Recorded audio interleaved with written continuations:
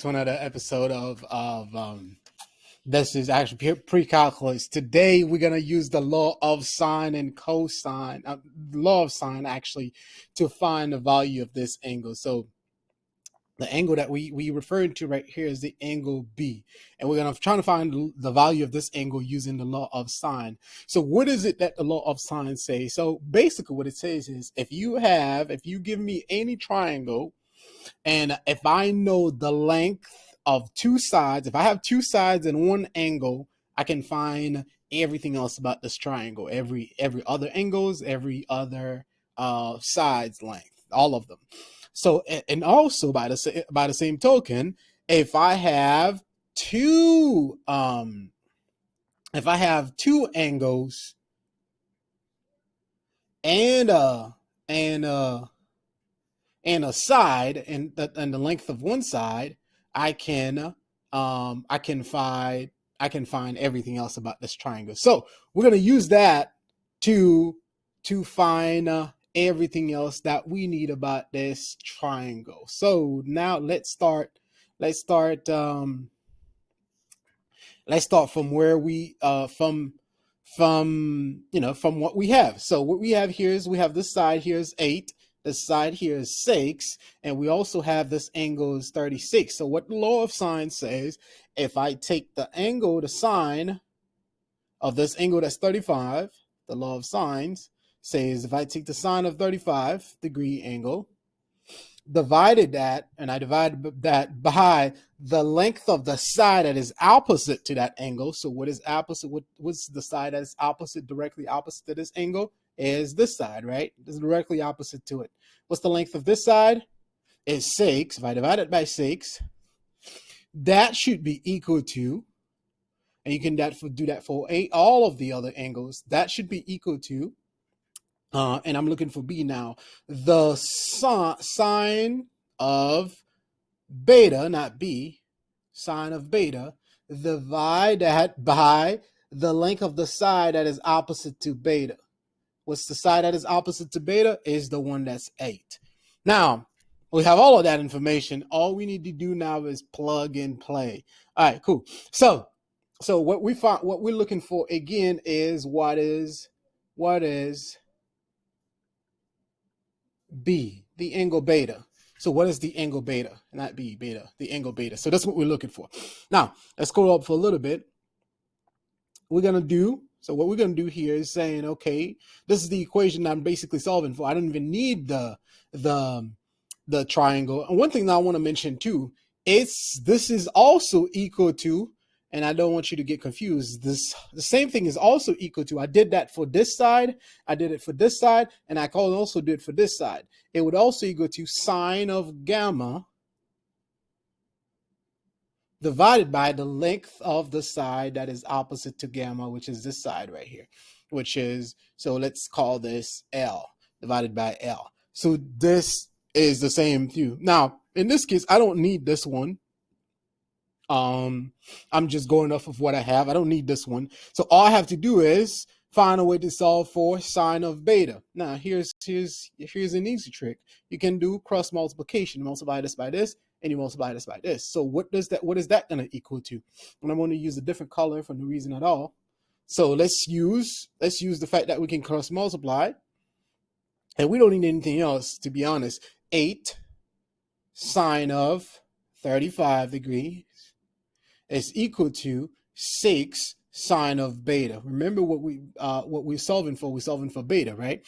And here what I can do is divide both sides by 6. And just so you know, guys, I cross multiply. I multiply that 8 by the sine of 35, and I multiply the 6 by the sine of B. Now, what I can do here is divide both sides by 6. So this 6 here is gone. On the left side, I have 8 divided by 6 sine of 35. It doesn't really matter where you put it, as long as it's in the numerator. Sine of 35 is equal to sine of beta. Now, almost done, right? So what else I need to do?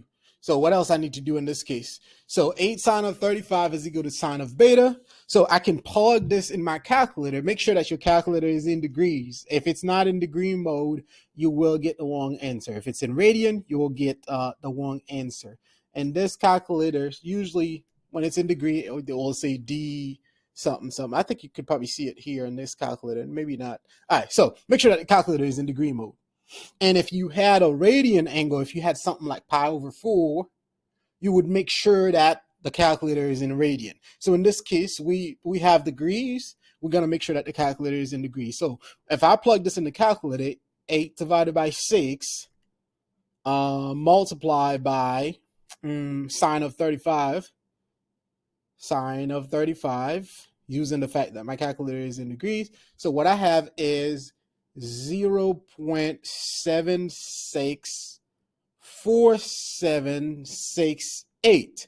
So that is what sine of beta is equal to. I didn't need sine of beta. I needed beta, the actual angle.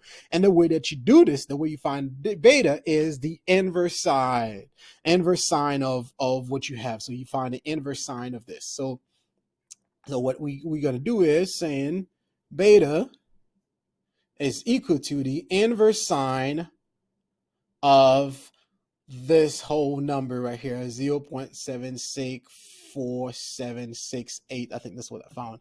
0.764768. There's a 5 behind this. There's other numbers too. So now you take the inverse sine of that.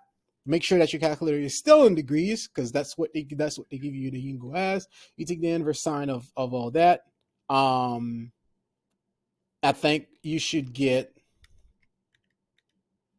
49. Beta is equal to 49.886. Now you might say, Ramel, this is not accurate, because the angle right here is an obtuse angle, so it's not an acute angle. The angle beta right here is definitely greater than 49.886. So what happened?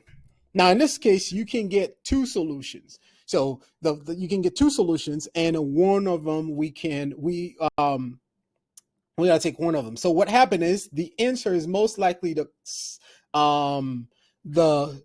supplement of this angle. So what we need to do is, that means whatever angle here satisfy the same equation. So whatever angle is right here too, it satisfies the same equation. So when you put it in your calculator, because you only get a positive value, the answer is either this, whatever you see, or it's the supplement of that.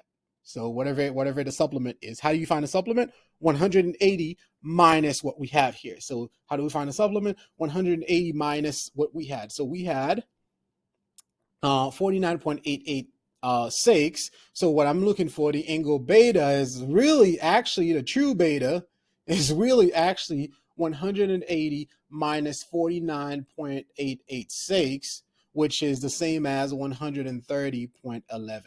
So that's the angle that I'm looking for. And that looks more like it here, because you can see this is more like this is greater than 90 degrees. So that means it's an obtuse angle. So now the way you do it, you solve everything the way you would using this formula.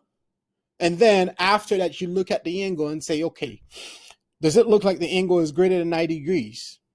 Or does it look like it's smaller than 90 degrees? So if it's greater than, you'll just use if you find an angle that's smaller than that, you just use the supplement. It's vice versa if it's smaller than. So this is how you do it. So you start with the formula. You start with this formula, and then you find the angle. Once you find the angle, you look back at your at the picture and say, okay, is this really what I'm looking for? And if it's not, you just take the supplement of it. If it is, they just give you the answer. And it is two cases. Either you get the answer directly, or you have to take the supplement of it. So yeah, and that's how you would do this one. And thank you for your time.